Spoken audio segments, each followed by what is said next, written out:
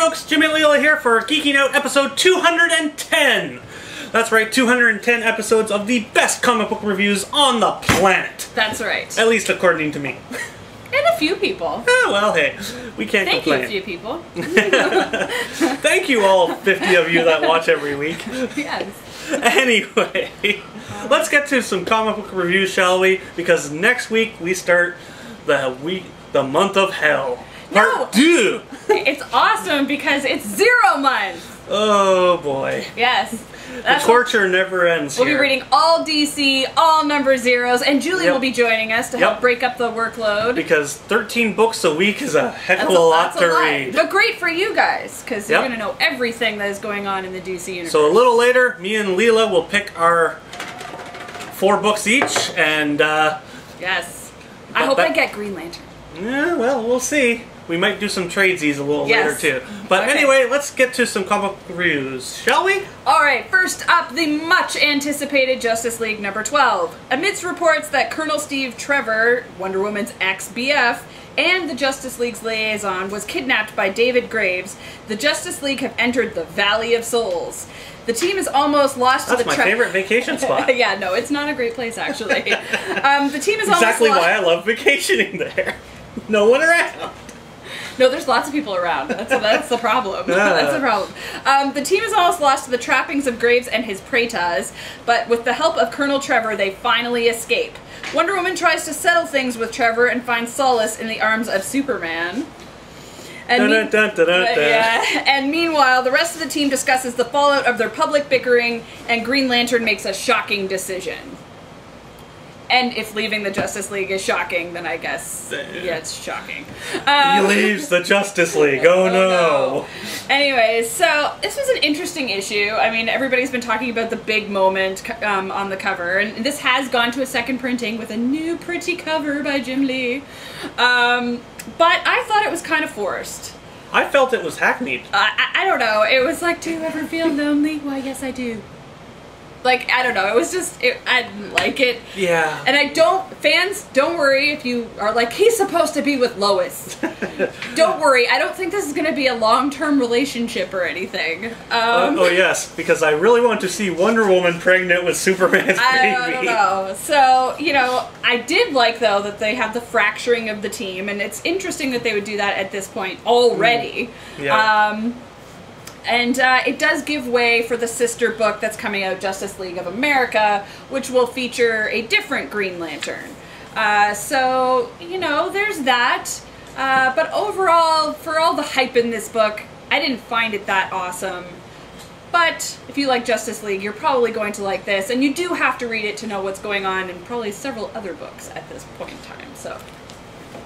Alright, next up we have National Comics Looker #1. This is just a one-shot, but I'm sure it will probably lead into a series down the road. Yeah, they've been doing a bunch of these National Comics one-shots things. I did Eternity on the show. So this is another one of those. Alright, so in this one, Emily Briggs was one of the world's top supermodels. That is until she was turned into a vampire.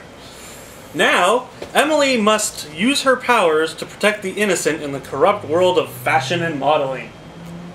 So she can't she can't be in fashion shoots during the daytime, or... Yeah, pretty much. She'll die.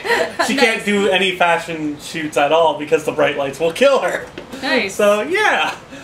Interesting premise there. Yeah. She runs a fashion model agency and also, like, fights evil doers at night. Well, at least she's using her power for good. Killing pimps and hookers and blah, blah, blah, blah. Okay. Stuff like that. So...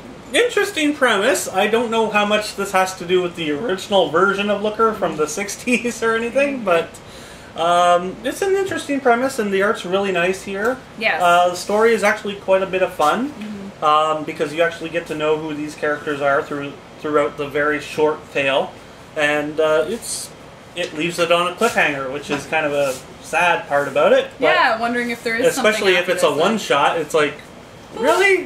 Why leave it on a cliffhanger? Yeah. It's like, I want to see more. It's like, let's put this one as a series, DC, because this one actually is a lot of fun. Alright, next up, this is my favorite book for the week, so make sure you read it. Green Lantern Annual #1. And this is also a prologue to the big Rise of the Third Army crossover that's going to be going for all the big, all the Green Lantern titles. So in this one, the Guardians decide that free will is the source of chaos in the universe, so they need to get rid of that. So they're the Republicans. No, I did not say that. Anyways, so meanwhile, Hal Jordan and Sinestro have to try to escape being buried alive by Black Hand, and then they do escape to, fight him. The Guardians set their plan in motion to wipe out free will, traveling to the Chamber of Shadows to harness the power of the first Lantern to create their third army. And meanwhile, they sense that Hal and Sinestro have turned the tide in their battle against Black Hand and they're about to take him out, and they intercede to save their future puppet with deadly results. Hooray! Wow! Is all I could say at the end of this book. What an awesome issue. I know that you all have been sort of like, oh yeah, we know someone's dying, but let me just say... Yeah, I wonder who's dying if, with the cover there. But it's really cool, this whole Rise of the Third Army thing. Like, basically they're going to go after all the Green Lanterns, and they start with key Green Lantern Corps members, but they're going to go after all the Corps. They figure that, basically will is the whole reason why there's chaos in the universe. And so they have to wipe out all the Corps. So this is going to be interesting. I'm not sure about the huge choice that they make on who they kill. But I take comfort in the fact... It's pretty obvious who they kill. Yeah. But I take comfort in the fact that when you die in comics, rarely do you stay dead. Yeah, that's something that really needs to change in comics, I think, but that's just my opinion. Especially when you have the Black Lanterns around, yeah. I mean, so, this might not be the end for, I don't want to say who died. Read it. It was awesome. Alright, next up, not so awesome, Godzilla #4. And in this one, unable to take down Titanosaurus, the monster kill crew decide to lure Rodan to the battlefield to fight Titanosaurus. But things don't go as planned. Wonder why. I wonder why. Yeah. Alright, so this is issue 4 in the ongoing Godzilla series, and basically they're trying to kill and or capture all the giant monsters in the world.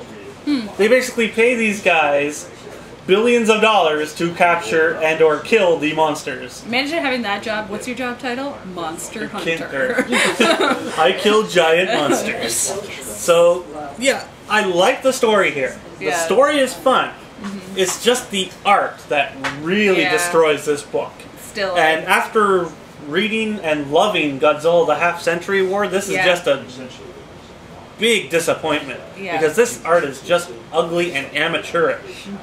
And I hate saying it because the story is a lot of fun, but this art is just ugly. It's distracting. It doesn't really help the story at all, and it just looks terrible. Yeah, I gotcha. But other than that, I mean, I still had fun with the story. It's just I wish someone else was drawing it. Yeah.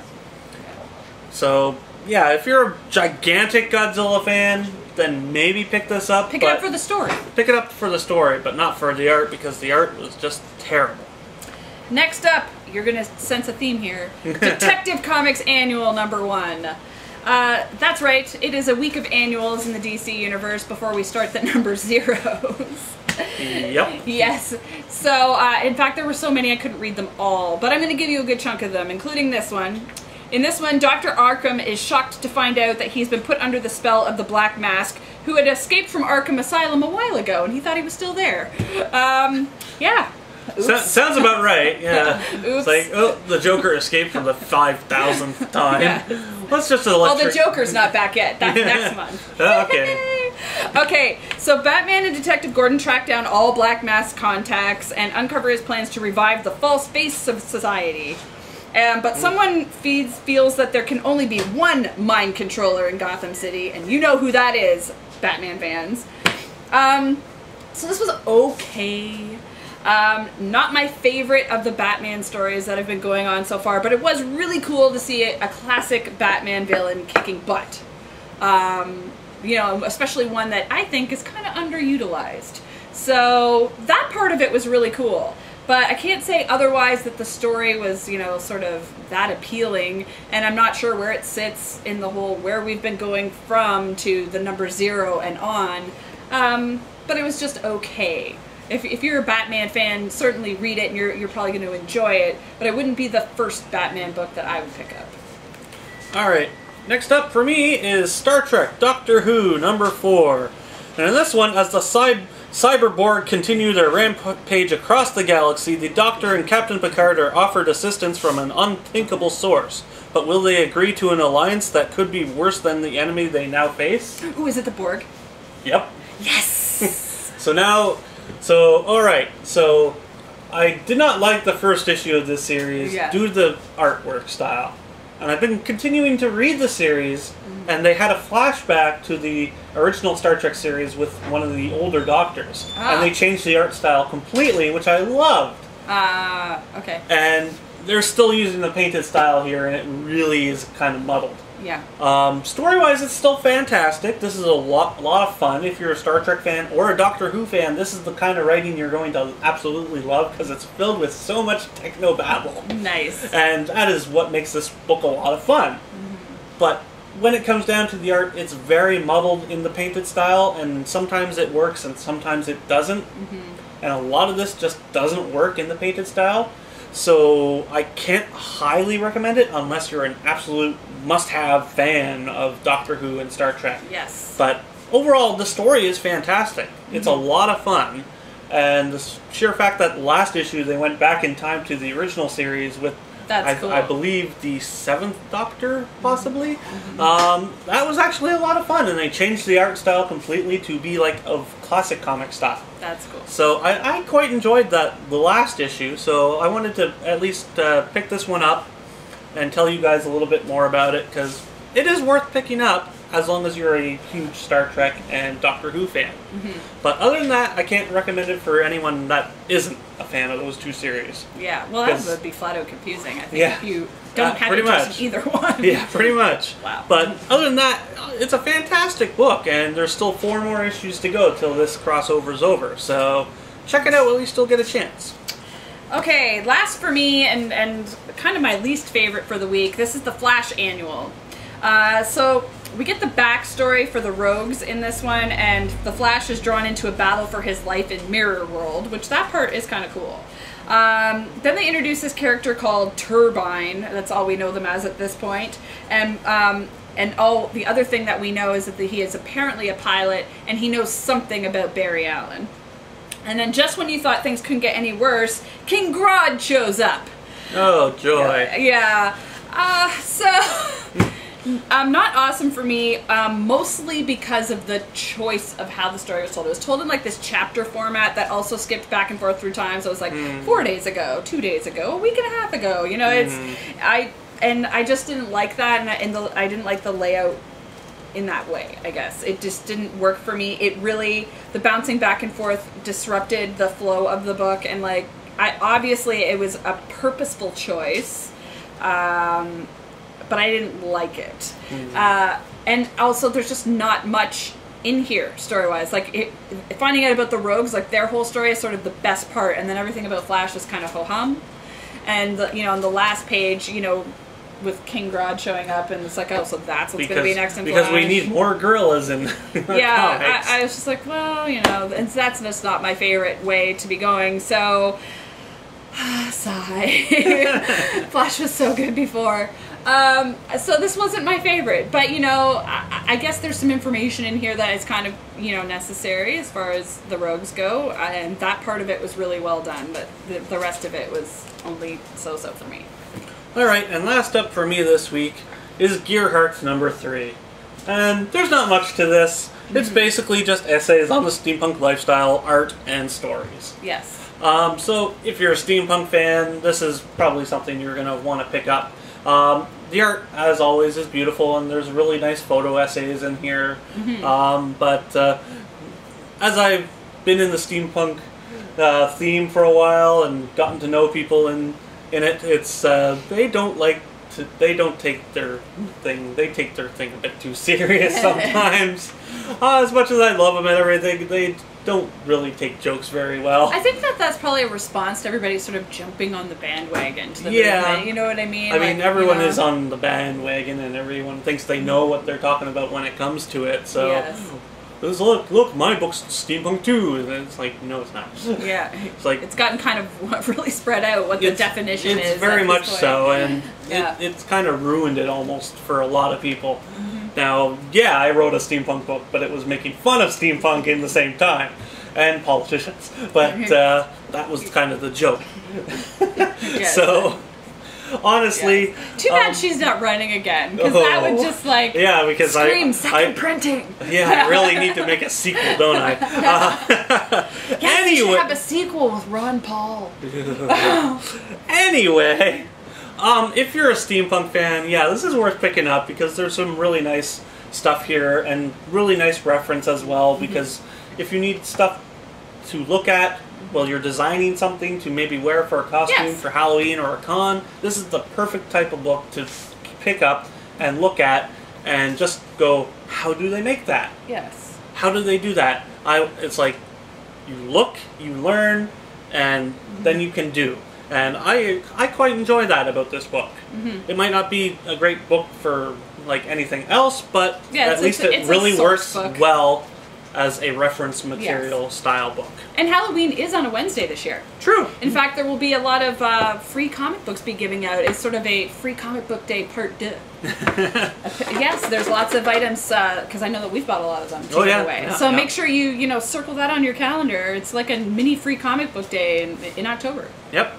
Alright, so, before we end the show, next week we start DC Zero Month. Yay! So, to torture ourselves just a bit more, I've randomly put all 13 titles that are coming in next week. Yes.